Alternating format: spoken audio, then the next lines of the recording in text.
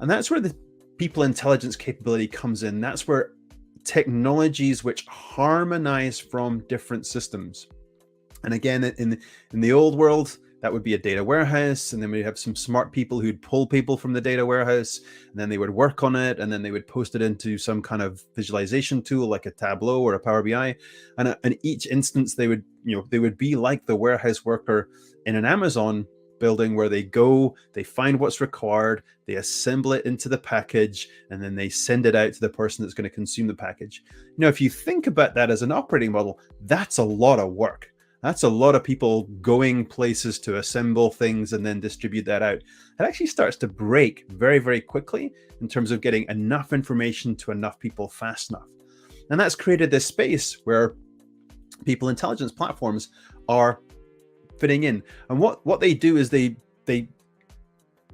complement the warehouse, but they also step above the warehouse, in that they do the assembly, the organizing, the creation of a space to answer questions all at the same time.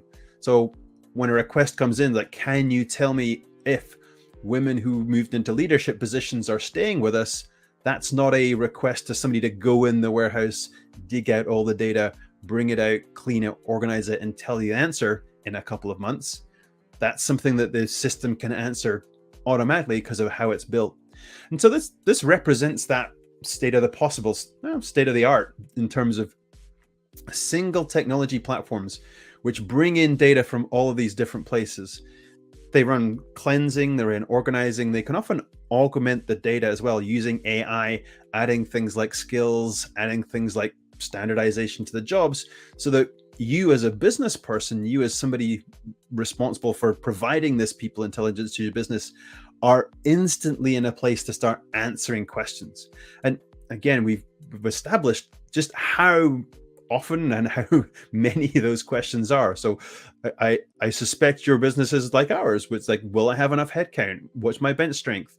If I close down this group or open up this group, what does that mean in terms of who I should keep and who I should move? I mean, the questions just keep coming. And they come at a pace where, again, the traditional model of go to the warehouse, pull out the data, assemble it, clean it, distribute it, it's too slow. It doesn't keep up with the needs of the organization. So we need a technology layer that automates that preparation, just makes it available. So now we understand what we are looking at. I'm going to take a quick pivot. I'm going to actually jump into our application, and I'm going to show you the art of the possible, because it's a lot easier to see than to talk about. And so here I am. This is a people intelligence platform. You've come into a live version. It's dummy data, so don't get too worried about exactly the data, but it's a live version of what's possible. Now, this is my executive dashboard. Each of these components I can click into, I can see detail. Again, I've got some kind of information about what I'm looking at should I choose to, but that's not where the real power is. Lots of people don't want to dig around. As I said, we kind of established that the warehouse is a slow, difficult way to actually answer questions. No executive wants to go and pour through that anymore. So modern tech is designed with search. I'm picking up who is leaving. Who doesn't want to know who is leaving? That's a question. Even though we're in difficult times, it's not necessarily that you worry about everybody leaving, but you're certainly going to worry about some of your highest performers. So using AI, the technologies are able to build a risk of exit score. Again, with I'm a full view of ethical use of AI, so full transparency. It's a random forest algorithm. It's trained on prior history. It's tuned to understand which of what's best about the history. It returns that back as a prioritized list so you can understand things. But as we said, I'm not necessarily interested in everybody. I am interested in high performers. So I'm going to instantly fill in my list of high performers. And here I've got Juan. I'm instantly served with some of the elements that are important about Juan. That's like that. These are the things that have put him on the top of the list. They aren't always his reasons for leaving. If you want reasons for leaving, you're going to need to look at people who've left. If you want reasons for staying, again, you have to do different things. But this gives me a sense of who is Juan and what is key about Juan. But I'm going to have a whole bunch of other questions as well. So typically when you start to look at trying to keep somebody, you want to understand what's their journey been with the business. So I don't have to go and ask another question. I don't have to say, hey, what do we need to know about Juan? go back to the warehouse, pull out 5 years worth of data and try and organize that into history, I'm instantly served with a means of scrolling across things that have changed for Juan as he's done that. I also then figure, yeah, I want to keep Juan. He's an important part of my team. So what kind of conversation can I have with him? Well, now I'm going to go and look at his career path. He's an information security manager. We all know those are super important roles right now.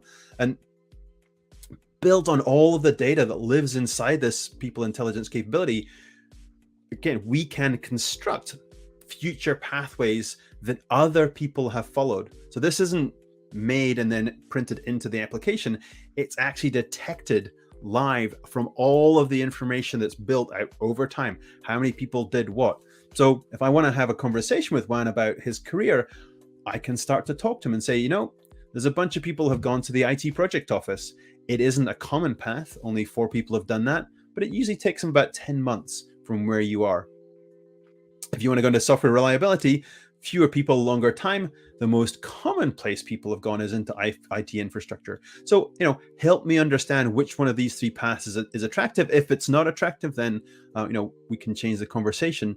In addition, once I've got there, simple double click on my infrastructure manager. Here are the steps you can take afterwards.